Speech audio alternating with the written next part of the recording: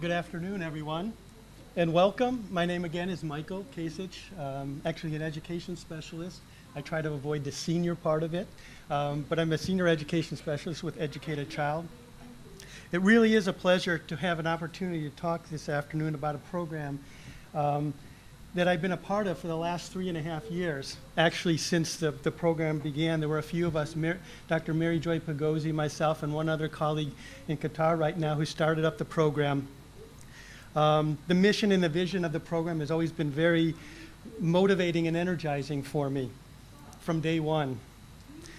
And it's also been encouraging that the program has resonated so well with a lot of stakeholders in so many different places. Really excited to be here as EAC is providing some financial support to this summit. Many of the projects that we support have been cited throughout earlier sessions about best practice and models that might be proven successful, that might be scaled up.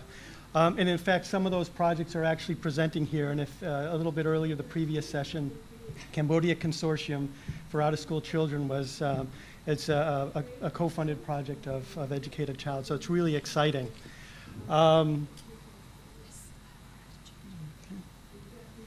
Oops. Okay. Today I want to talk about Educate a Child, who we are, how we operate, and some key achievements to date. An important part of how we operate is through partnerships. We implement through partners, not directly ourselves. It is a core element of what we do, partnerships. So we'll spend some time describing the type of partnerships we try to realize, and in particular, how we identify implementing partners.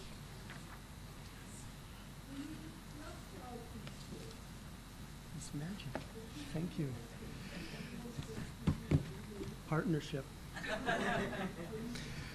Launched in November of 2012 by Her Highness Sheikha Moza bint Nasser of Qatar, Educate a Child is a global program that aims to significantly reduce the number of children worldwide who are denied their right to education.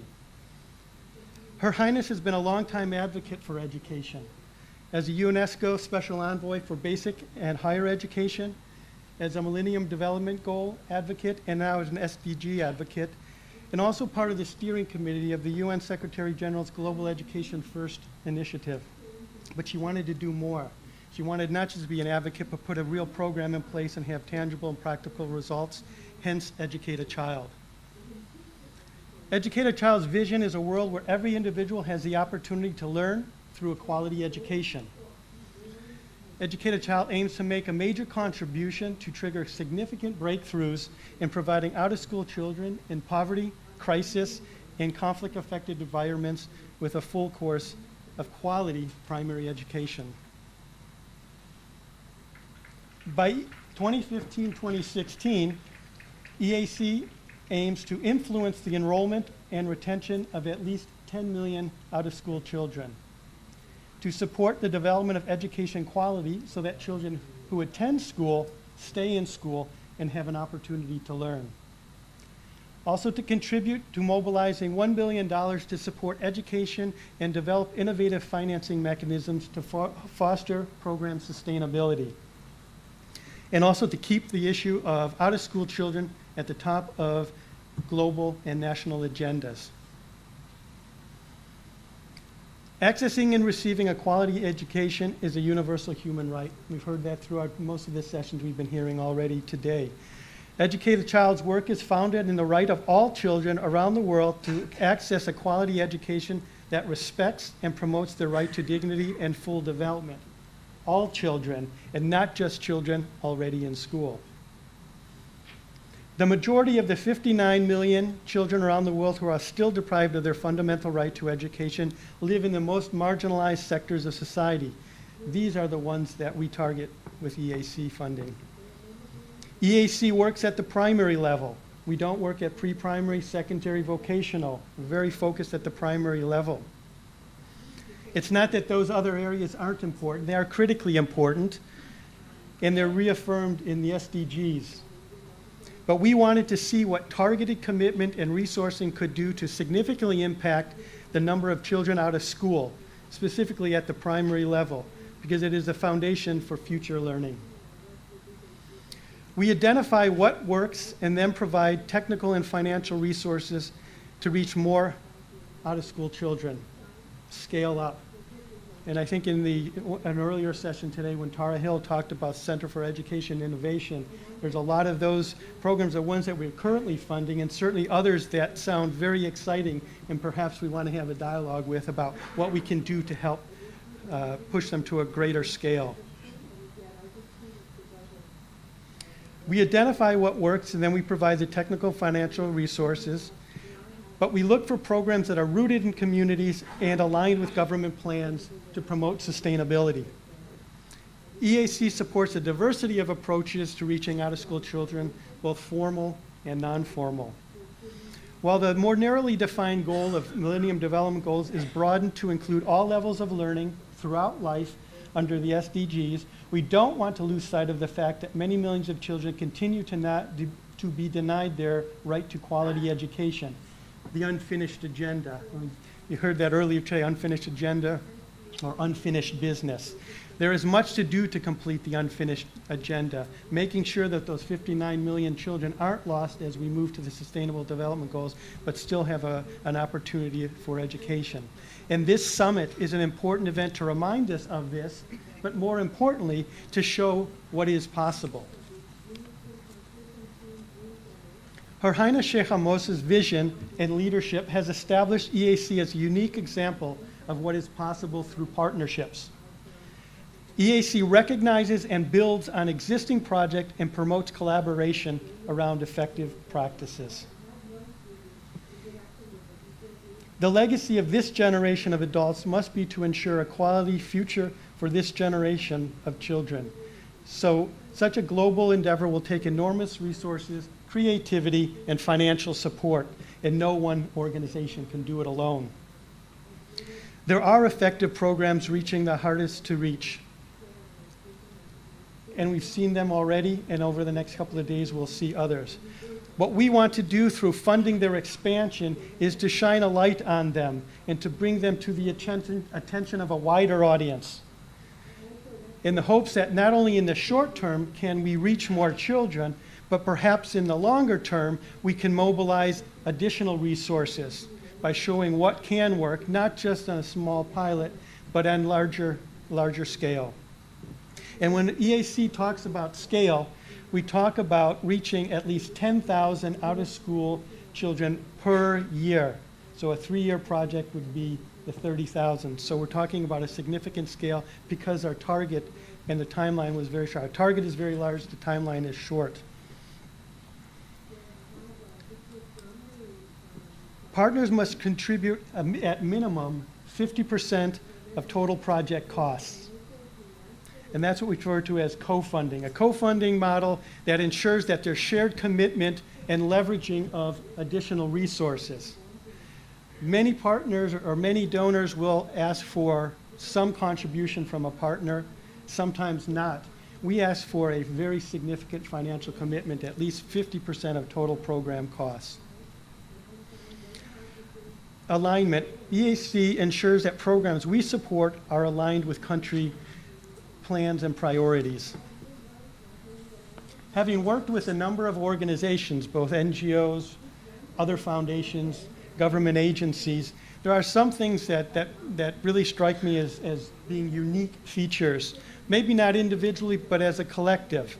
And one of them is that we're responsive rather than prescriptive in our approach.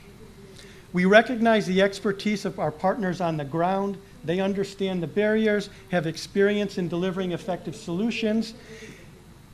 Those are the ones that we want to support.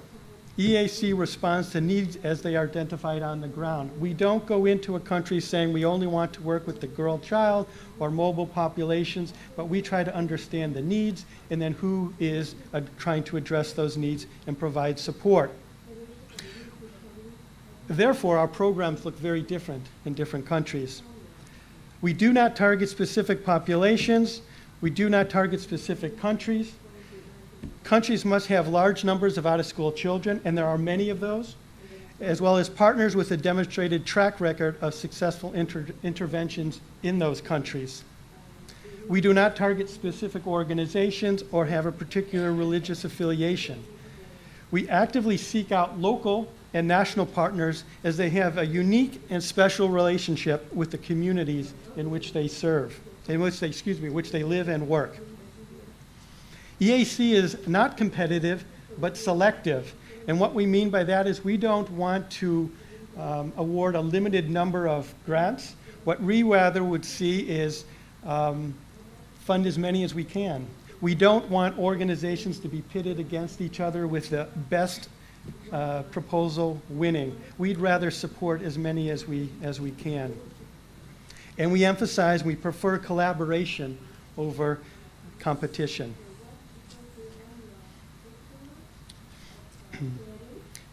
Selective.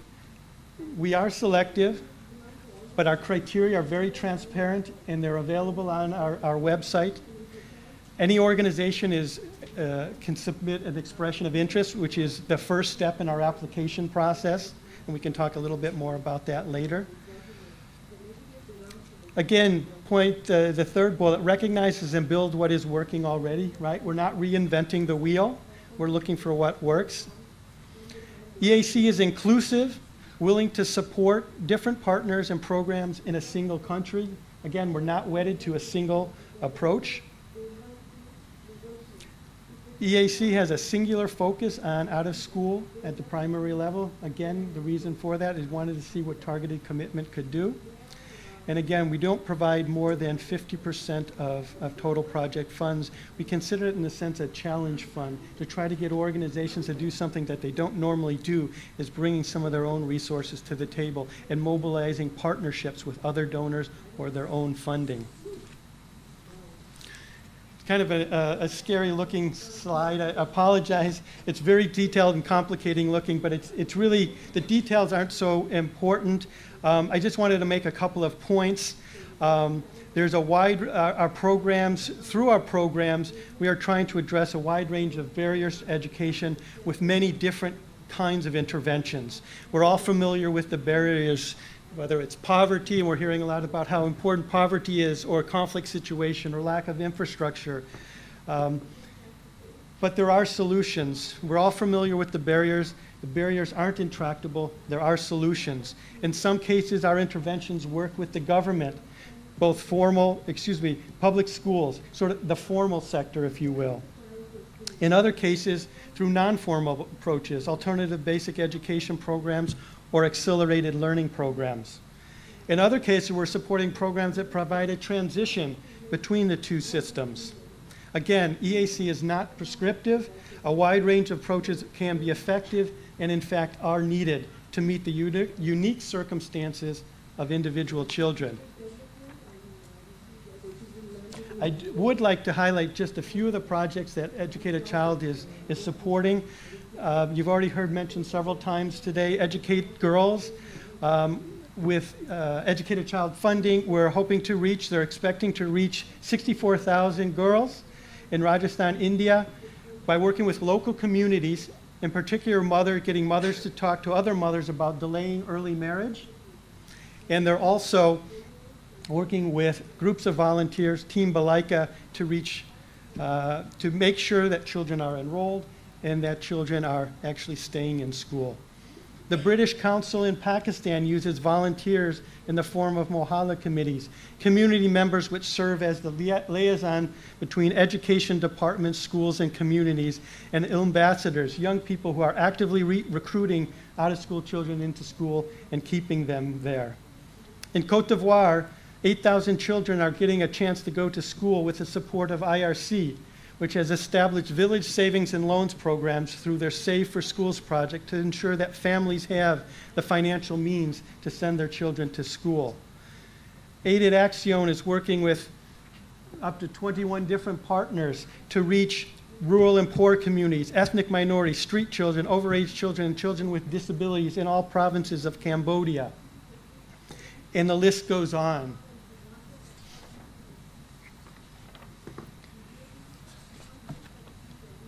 In the bottom right-hand corner, the graphic shows that we've set annual targets for Educate Our Child in terms of trying to reach our target of 10 million by the end of the 2015-2016 school year. And we've been on target for those. We have commitments for enrollments of more than 6 million, and you heard that from Dr. Pagozzi earlier today.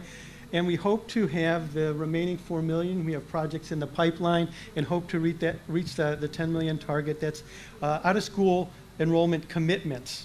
So it's projects that will may not end by the end of this year, but will continue, but have committed to reaching so many over the life of their project. We work in 40 countries, 46 different projects, and 29 partners. And on the bottom left, you can see that we've met our objective of trying to reach, it's a bit small, what our hope was that that organizations would provide at least 50% of total project costs. We've been successful in that EAC provides 39% of funding, and we've been able to leverage 61% from our co-funding partners. Just to highlight on the right-hand side, EAC's financial commitments to date are $450 million, and we've been able to leverage $700 million from partners. EAC recognizes a variety of partnerships types. We can't do it alone. We have strategic partners, which provide a global reach and have a shared or similar vision and mission with EAC. They share technical expertise and advice and provide access to resources and networks. Implementing partners, the bulk of our partnerships have national, regional, or global reach, national NGOs, international NGOs, UN agencies, local knowledge and contextualized solutions, demonstrated success in reaching out-of-school children, capacity to deliver high-quality programs, and can demonstrate the ability to expand reach. Advocacy partners are committed to highlighting the issues of out-of-school children and have persuasive influence. Resource partners can bring intellectual and financial resources. This next slide, again, the right-hand side is from a brochure of ours which describes the application process and actually the partnering process with Educate a Child. Application process is two-step. An organization can submit an expression of interest. Criteria, guidelines, requirements are all clearly laid out on the website. We also have a template that applicants complete, which guides them through a series of questions answering about what they're proposing to do, the scale of their reach, and so forth, co-funding sources. The technical team within Educate a Child will review the expression of interest and then may invite a proposal if they feel that the expression of interest has merit and is technically sound. It's a collaborative, iterative process, which I think is a unique feature of Educate a Child. We don't necessarily outright reject expressions of interest or proposals, which I don't know if it's a good thing because it makes our workload really heavy. But we'd rather work with partners who may have a great idea and be doing great work, but perhaps didn't articulate the proposal in the way it could.